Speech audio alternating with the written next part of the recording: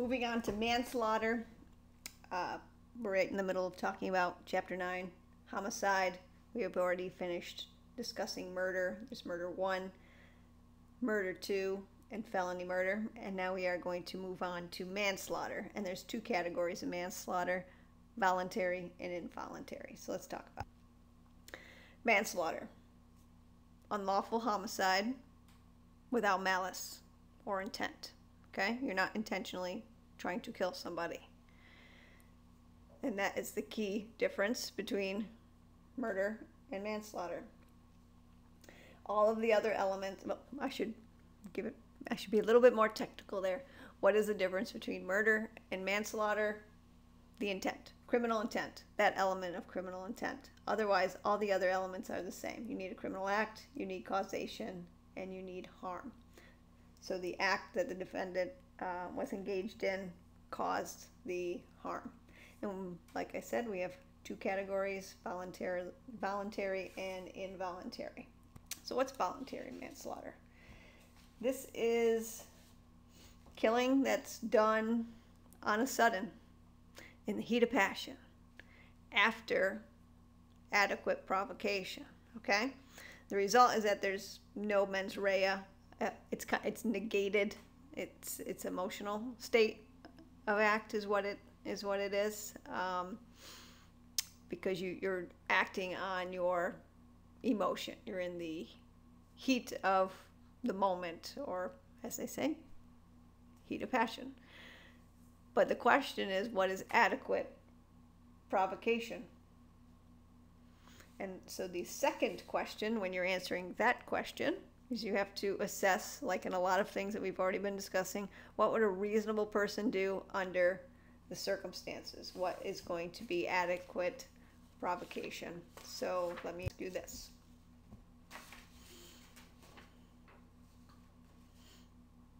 Your boss calls you into his office and tells you that you are fired.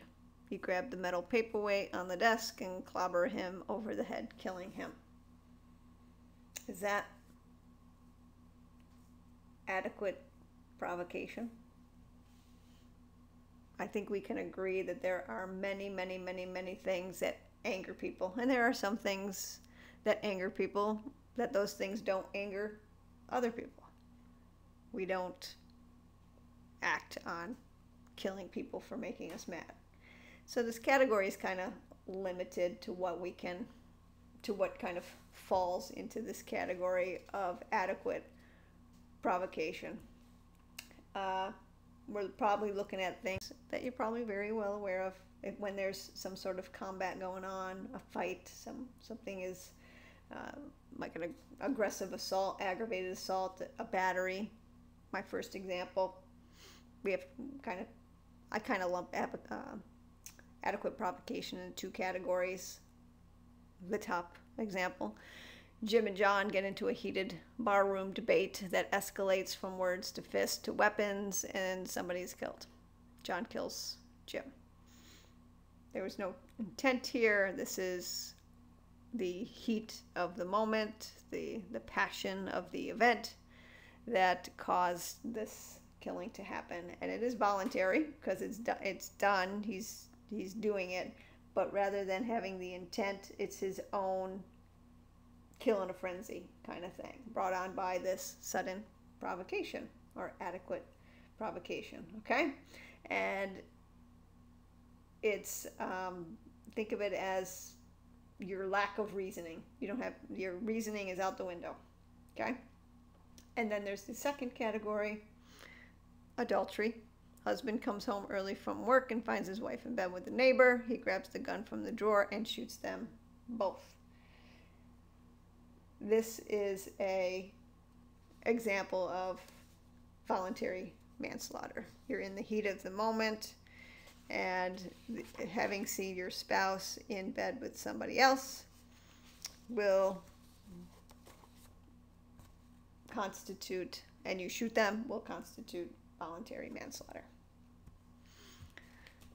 How about husband comes home early from work to see neighbor climbing out of the bedroom window of husband's house, half undressed, making a run for it. and then husband chases him down and kills him. Voluntary manslaughter. The question you have to ask yourself is, what would a reasonable person do under the circumstances? Provocation must be serious enough that a reasonable person under the circumstances would be provoked. So what would a reasonable person do under the circumstances? Do you think this is enough? Maybe. I mean, but he doesn't see them in bed together. He just makes that assumption. If he's climbing out the bedroom window half dressed, right? He doesn't see them actually in the moment.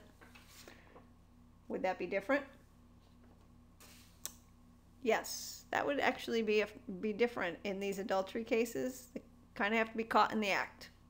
Caught in the act. This will not constitute voluntary manslaughter.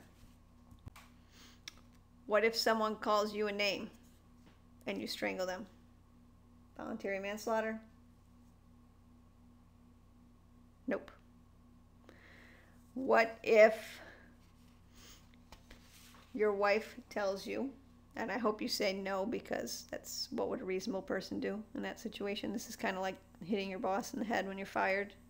Like I said, there's many things that anger people. That's not going to count as heat of the moment, lost your mind of reasoning. And then my next example, what if your husband told you that he or she was sleeping with a neighbor? We'll say wife, and then husband strangles wife, learning that.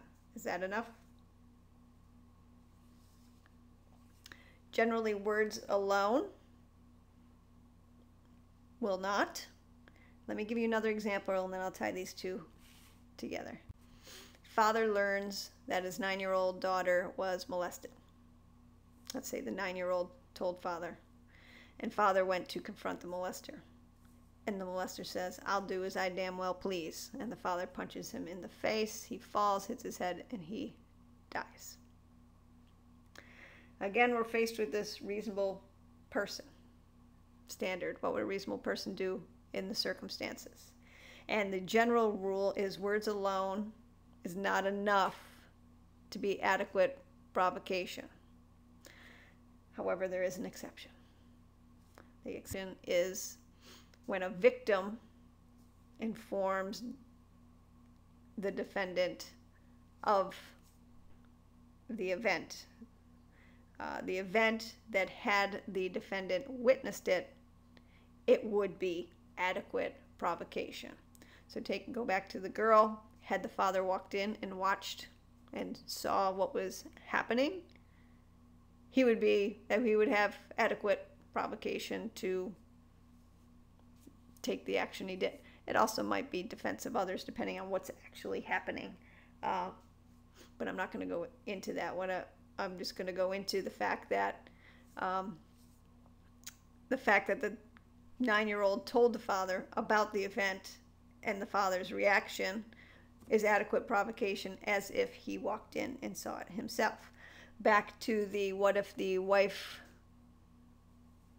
told the husband she was sleeping with a neighbor and the husband strangles him. Is that the same thing? Is that for the exception? No. Why not? Why not? Because the wife's not a victim. The wife's not a victim. The wife's just sharing information. Oh, by the way, I'm sleeping with the neighbor. And maybe it's followed by, and I want a divorce. And husband strangles. So words alone isn't going to get the husband, in that case, a voluntary manslaughter charge. It'd probably be, what would it be? Murder 1? Not premeditated. So probably in the murder 2 category. All right, what if we have husband comes home to find wife and neighbor in bed. He goes outside and he walks around the block, and a half hour later he returns with a gun and finds the two standing in the kitchen. Husband shoots them both, killing them. Do we have voluntary manslaughter? And the question is going to be whether there is enough time has elapsed to allow him to cool off. Remember, he found them in the act, so we don't have that issue. Okay, the climbing out of the window sort of thing, and he makes the assumption. Not that there probably is another explanation. Who knows? But in this instance, he catches him in the act, and then he goes outside to cool off. He's taking a break. So whether enough time has elapsed to allow him cool off. That's the question we are going to ask in this scenario. What do you think? Do you think there should be a cooling off period? The heat of the passion and a cooling off period? Was there enough time that elapsed to allow him to cool off, and then now it's no longer voluntary manslaughter, but a murder charge? And consider it along with the example, one of the very first ones, where he just grabs a gun out of the drawer and shoots them. Is there anything wrong with the cooling off period? What's happening?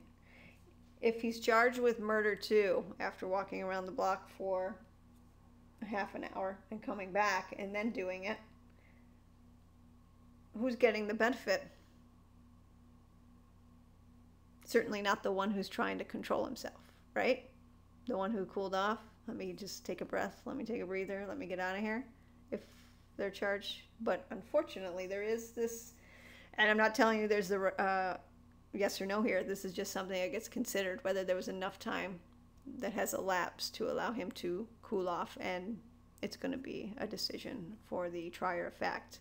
So, and there'll be other facts or circumstances that might bring it to light one way or the other. But I just want you to keep in mind there is a cooling off period. It's not just immediate, he caught them in bed and shoots them. And that we can say is heat of passion, voluntary manslaughter. But if he takes a break and walks out and relaxes half an hour, tries to catch his breath, and still comes in and does the deed, is it going to be voluntary manslaughter or will it be murder? And my point is, are we going to kind of punish the person who tries to take a step back?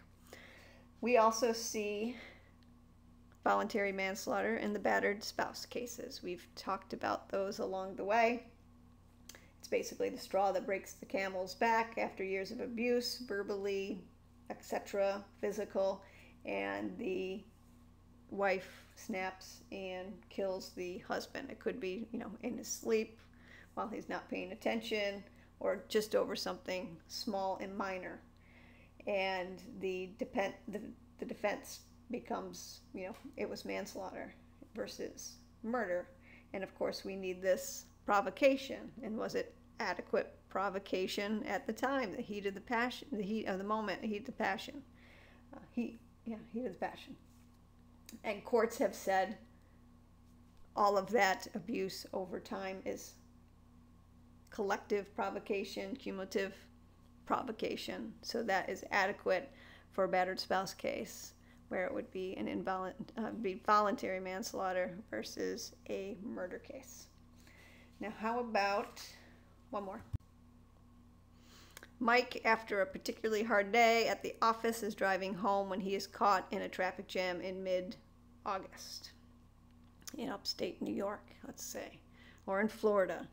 His air conditioning is out. He's been sitting in 106-degree weather for an hour with no relief in sight.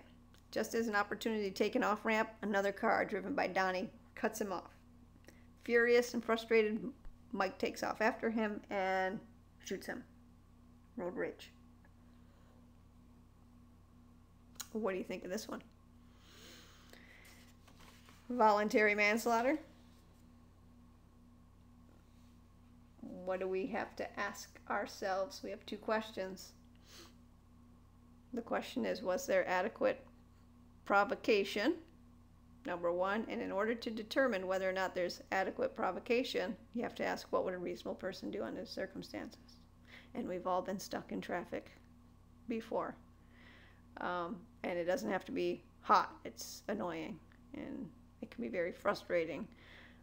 But we don't go killing people who cut us off or make us mad, right? We would give them, if you're a soccer fan, you give them a red card, right? So in this instance, this is not voluntary manslaughter. He would be charged with murder, and it wouldn't be murder 1. Why not? It wasn't premeditated. So it would fall under the umbrella of murder 2. Involuntary manslaughter. This is killing someone while engaged in an unlawful act.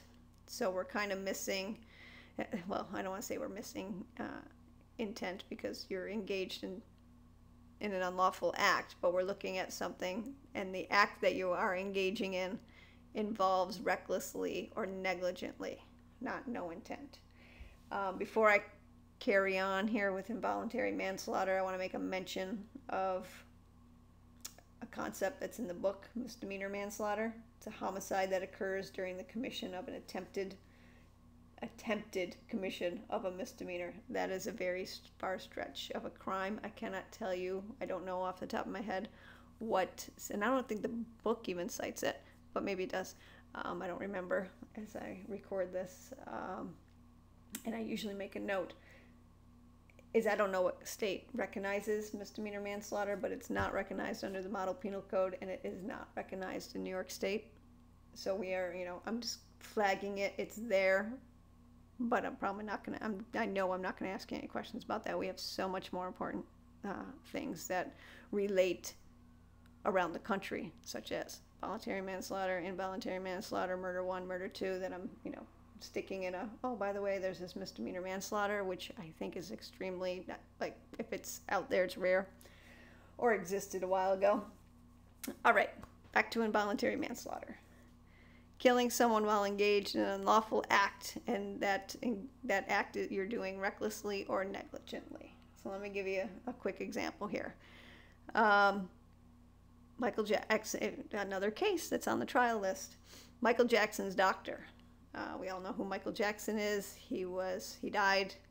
It was determined to be an overdose of drugs, not of his own volition, by the way. His doctor, Dr. Murray, gave him a dose of particular drugs. I guess he would go to his, you'd read I don't have all of the details of the case. I know it was involuntary manslaughter, and hopefully someone will choose the case, and then we'll learn much more about it. But the gist of it is he went to Michael Jackson's home, like he had always done, to administer his drugs, however he had done that, and gave him an overdose, and it killed Michael Jackson. And was deemed involuntary manslaughter. And I think it was under the basis of negligently, and to fit it in with the definition of killing someone while engaged in an unlawful act, because what you might be thinking, well, the doctor's given Michael Jackson his medication. That didn't go very well. He was doing that very illegally outside of his office, administering more doses, giving him more doses than he should have had. But it's Michael Jackson, and I'm sure he's paying well. But you can read the case. If you're going to choose that case, it'd be great to hear about all of the details, but that's the gist. So, reckless or negligent manslaughter. Do not confuse reckless with depraved heart, okay? This reckless is the one we learned way back under elements of a crime, criminal intent. We had those purposely, intentionally, knowingly, recklessly, negligently. That's this definition, okay? This means that you are aware of a risk and you disregard it. A high degree of awareness, okay? And our negligence, just to recap, is where you should be aware of the risk, but you're not, okay? It's a lesser degree of awareness. You have a high degree of awareness when you behave recklessly, and you have a lower degree of awareness when you act negligently or without care, okay? So let's look at an example here. What do I got? Let's do this. Yesterday, Tom jumped to his death from the George Washington Bridge, humiliated by the dissemination on MyTube and the internet of a video taken by his roommate Rave showing Tom and another man involved sexually. And the question is Rave criminally liable for Tom's death? Would this constitute involuntary manslaughter? And I bring this up because this is a huge example of where the law is kind of, it's not there. The law is not there for something like this. What kind of criminal activity is Rave engaging in? Or unlawful, I don't say criminal, let's say unlawful activity when he's disseminating that kind of thing on the internet, cyberbullying. And there are lots of statutes and lots of laws regarding cyberbullying. They've gone through the court system where they have been overturned and shot down because it's a form of free speech, and some have been upheld. However, it's extremely difficult to charge, in this kind of example, to charge somebody with the death of a person who does that. So here, while Rave is behaving conducting himself as cyberbullying, this is not going to be something that he's going to be able to be charged with for manslaughter. And believe me, states have tried. I think there was a woman who made an entire, was it MySpace? I think it was MySpace page, acting to be a young boy who was, humiliating some other girl. It was intense. And once they found out it was like the mother of a girl who was in competition with in a cheerleading squad, it was interesting. But I digress. Let's talk about a different example.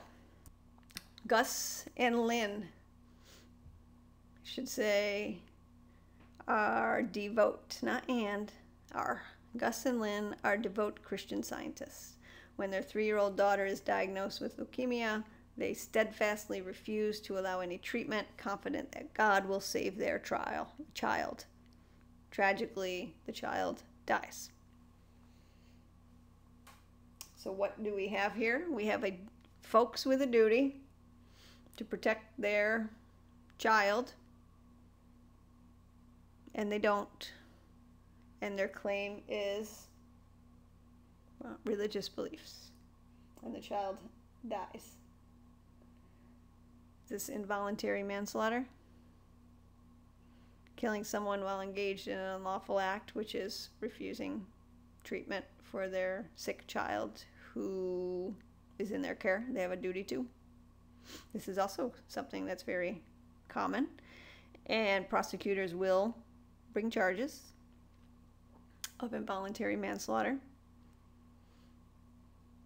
But the question is whether or not the jury would believe their defense based on religion beliefs. That's a constitutional issue, like free speech. It's certainly not something the prosecutor would disregard.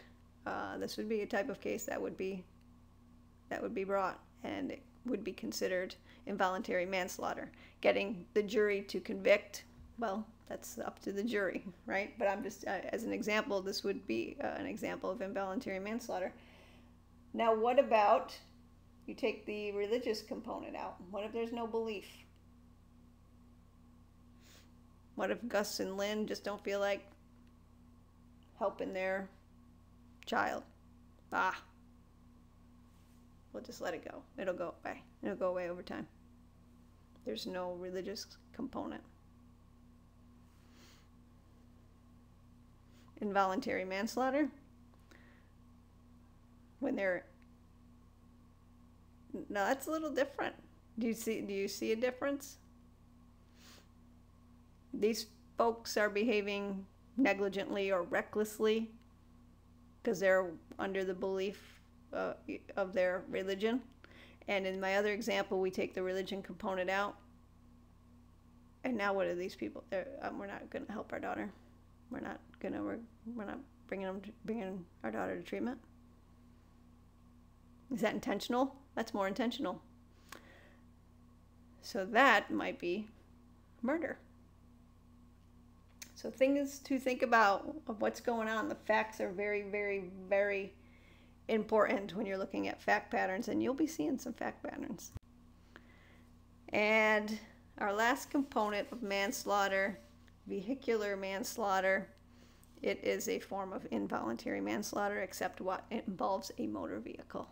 It's reckless or negligent operation of a motor vehicle resulting in death. You get in your car, you've been working all day, you're tired, you have to drive 2 hours home, and you fall asleep at the wheel, and you cross the median, and you plow into a car head on, killing the other person. Vehicular manslaughter. You get in your car after drinking at a party, and you drive a few blocks. Well, you get on the interstate to drive home, and you cross the line, or you're on one of these North Country back roads, and you swing into the other lane, and you hit the other car, sending it flying into the ditch, and passengers die. Vehicular manslaughter. You take the police on a high-speed chase through the city of Plattsburgh, and you're running stop signs, and you're going 80 miles an hour, and you plow over a pedestrian who's crossing the street. Vehicular manslaughter. All right? I think you got the point on that one. Take a look at, actually I'm going to go one more slide, and then I'm going to take a look at manslaughter grading. It is less than murder, right? So if we have murder 1, that's going to carry the toughest penalty. We'll have murder 2, the second toughest penalty. Then we go voluntary manslaughter, and then involuntary manslaughter. So involuntary manslaughter has the lowest penalty for homicide, voluntary being higher than involuntary. And it will be ranked as grades, and in New York State, like I told you, are felon, and these would be all felonies. Class E is the lowest, D, C, B, and A is the highest, and they will be ranked accordingly. There is a case on Moodle, a few videos. They're very short, anywhere between 2 minutes and 6. I think the 6 minutes is the longest one, and they all involve the Scott radar case. It's mentioned in the book, a little snapshot in one of the case studies in the book, where Mr. Radar is a defendant who, while at church, went up to an abortion doctor and shot him right in the middle of the church. And you might think, wow, sounds like a pretty clear-cut murder case. Except his argument at trial, and it went all the way to trial, it wasn't I didn't do it. It was I was the defense of others. I was saving the unborn children. And what is posted is the verdict, the information on his sentence, and 6 minutes of his testimony. The defendant takes the stand. It's kind of rare that a defendant takes the stand, and I thought it was quite interesting to listen to him talk about how and why he did it. He was so very. I'm not going to give my opinion. You guys should take a look at it, and you'll post about it in the comments that are available, or in the forum posts when we discuss it. Okay, so homicide. That is it with homicide. The next chapter we're going to be talking about offenses involving persons.